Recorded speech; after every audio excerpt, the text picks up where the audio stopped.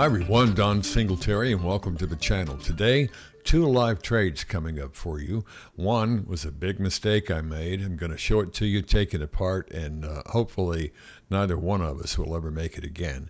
And number 2 trade is a really unusual trade. It's in the after hours market, the Globex market, and it lasted for 4 hours, but it wasn't stressful at all and turned out to be a great trade. I'll talk about it and show you why. That and more coming up next.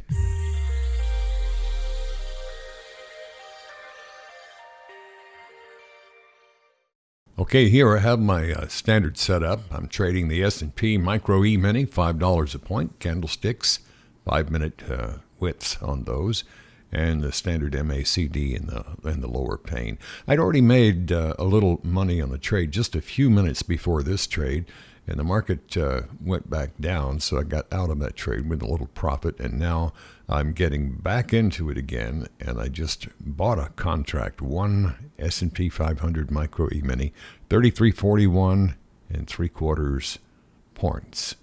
And what I'm trying to do here is to get back up and try to add some to my profits this morning. I'm just doing some graphics here, trying to put a little blue line up there. And that blue line is going to be 33.41.75, and that's going to be the place where I re-entered this.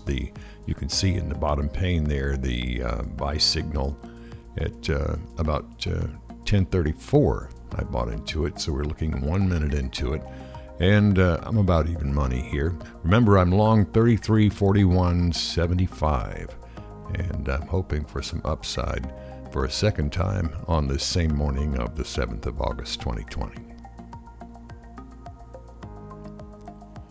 Now, one of the things I want to illustrate in this trade is, now I'm going out in time now. I just skipped from 10:35 to 10:41, so I'm 7 minutes into the trade, and I'm down about $5 in the trade, or even less than that now, you can see. Now I'm 20 minutes into the trade, and I'm basically even money, maybe up $5 or $6. And so at 10:58, after I've been in here, you can see the yellow highlighted area. I've been in this trade about 25 minutes here. It's going nowhere. And I see that on the bottom pane there, my green line looks as though it's going to level out on the top, and that's a sign that the upward momentum is waning. So I exit the trade here at 10:58. Now look what I just did to myself. I stayed in the trade 25 minutes, and this does happen sometimes, but I should know better. I've been trading for a long time. Usually, if you're going to make money on trades, they'll give you something right away if you're in a really good time of momentum in the direction of a trade. And this trade just sat there for 20 minutes, 25 minutes, and it's wear and tear on your psyche, on your psychology. You know, the trade's going nowhere, and down in the bottom pane there, you can see right here where the momentum is definitely been decreasing for about 10 minutes. Now, why I stayed in it this long, I have no idea. But you can really wear yourself out with these trades. It's not a bad trade because I didn't lose any money on it, really. You're going to see I'm going to exit in a moment at 33.43, and I'm going to make about $6.25, which will cover the commissions and buy a cup of coffee maybe. And it's something you really want to consider. If a trade's going nowhere for a long time like that, you may want to go ahead and get out. I would have given it, maybe I should have given it like 15 minutes, but 25 is almost double that, and I shouldn't have done it. But you can see I got out unscathed, and so in that way, at least it's not a bad trade. But it's not great either. One of the things I get a lot of questions about is stop orders. When do I use them? When don't I use them? Let me use this trade I just showed you. Now, I did not use a stop order during that trade. One, I was never far enough ahead to lock in any profits with a stop order. And two, I don't leave a trade during the day session, 9:30 a.m. Eastern till 4 p.m. I don't leave a day trade unattended, not for more than a few seconds. Because you're always one tweet, one headline, one catastrophe away from the market really moving fast these days. These days, of very volatile times in the market. Now, during the trade I just did, the market was not extremely volatile, and that's why it took 25 minutes for me to go nowhere in the trade, and I wasted too much time on that because every trade deserves your full attention. Remember, rule number 1 is protect your capital, and rule number 2 is never forget rule number 1. And that's so true because surprises do happen, and you're dealing with a highly leveraged futures contract here. And so it's not like trading stocks. You have to really keep your eye on the ball, so to speak. Another interesting thing about trading psychology, and I discuss this in my book in the trading psychology chapter, is the most common mistake of all traders is to take profits too quickly or to let your losses run and substitute hope for a strategy, and it just keeps getting worse and worse, and then finally you have to exit with a big loss, and it wipes out 5 or 10 of your previous trade's profits, and that's very demoralizing. But what's even more interesting about trading, and I find this, I had never seen it put into words, but I read about it a few years ago. The last 2 trades that you have made, be they good ones, bad ones, or neutral ones, have a higher influence on your next and your current trading decision than everything you've done in the last 7 days or the last 2 weeks or the last several months. That's just the way our brain works. Let me give you an example. Psychologists call this telescopic fear. I live near Atlanta, Georgia, just south of there. I'm about 25 or 30 minutes south of one of the largest airports in the world. Now, if there's an airplane crash up there, I'm not going to get in the car and drive up there and take a flight anywhere, because if it just killed 250 people, I just am not ready to get into an airplane. Now, that's a perfectly human reaction. It's not based on logic, because if I were doing it by logic, it's more dangerous for me to drive the car for 25 miles than it is to take a 4-hour flight. So it has nothing to do with logic. It's emotion. And this is called telescopic fear. When we have a couple of bad trades in a row, it erodes our confidence. It makes us overcautious. And I'm only saying this because you need to be aware of how these most recent trades, I'm going to say that again in a simple way, your most recent 2 or 3 trades have more influence on your next decision than the trades you did yesterday, last week, and last month, and last year.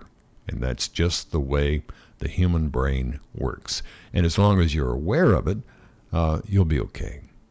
Another live trade coming up in just a moment. Be sure and subscribe now so you'll be notified of the new videos we put up each week. This is the only channel dedicated exclusively to teaching home investors how to day trade the Micro E-minis. If you're new to the channel, look in the text below this video for our beginners playlist.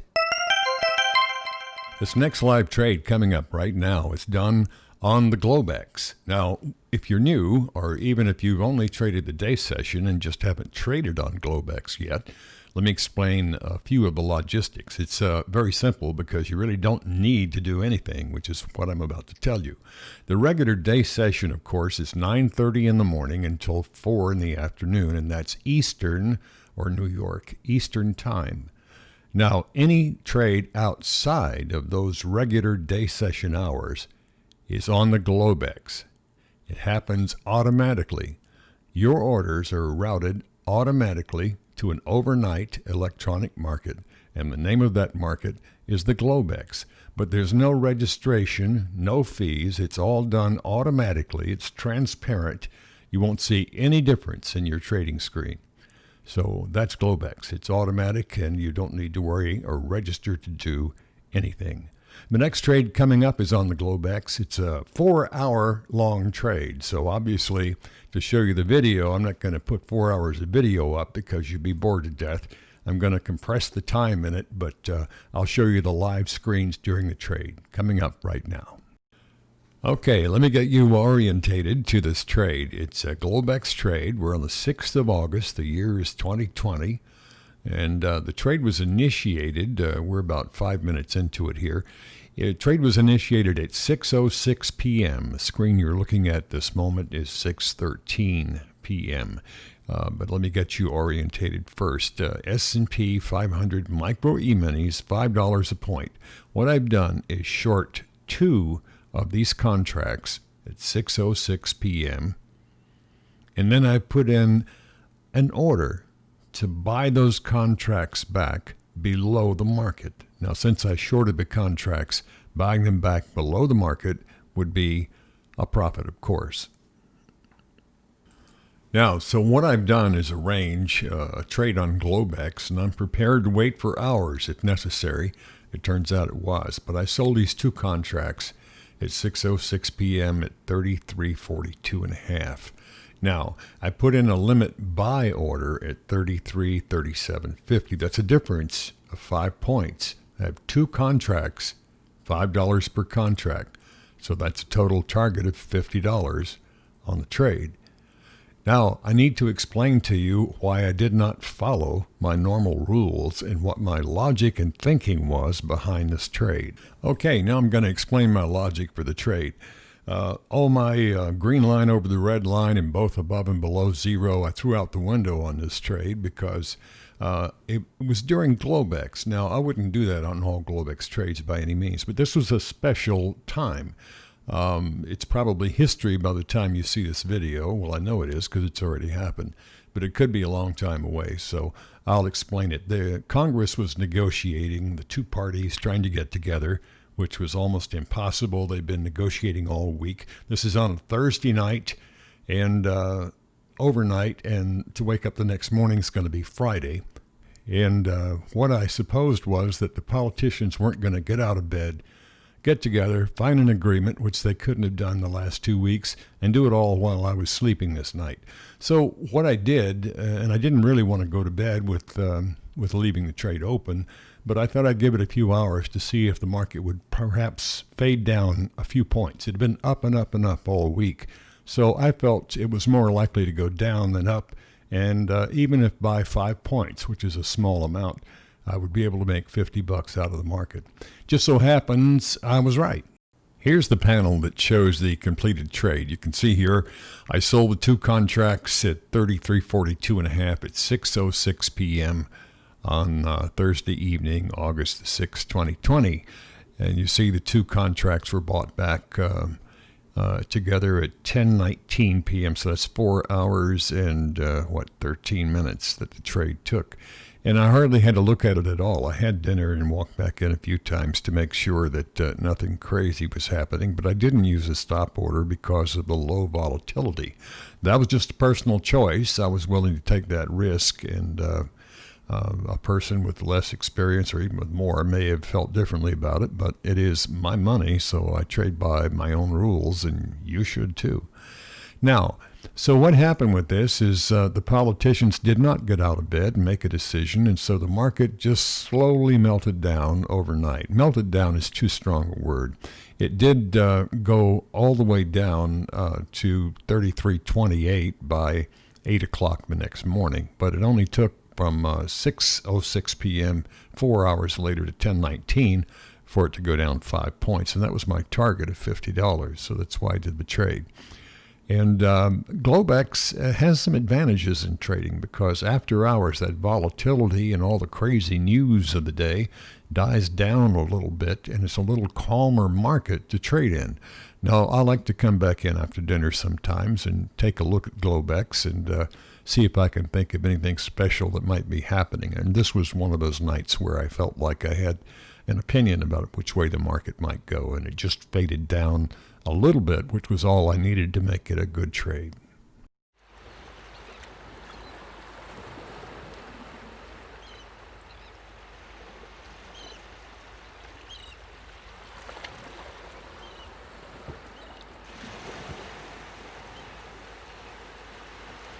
The software I used in today's video was Tastyworks. If you'd like to find out more about trading with the same screens, look for the broker link in the text below this video. And don't forget to take a look at my book, The Table of Contents, at the book link below. And it costs less than a Chick-fil-A with waffle fries. and I think you'll like it. Maybe not as good, but close. And do me a favor, if you want to see more videos like the one you've seen today, the way you can let me know is just hitting the like button. And that says, yeah, I want more videos like this one. It's been a good time today, and I've really enjoyed being with you. This is Don Singletary. I hope every day is a payday for you. And thank you.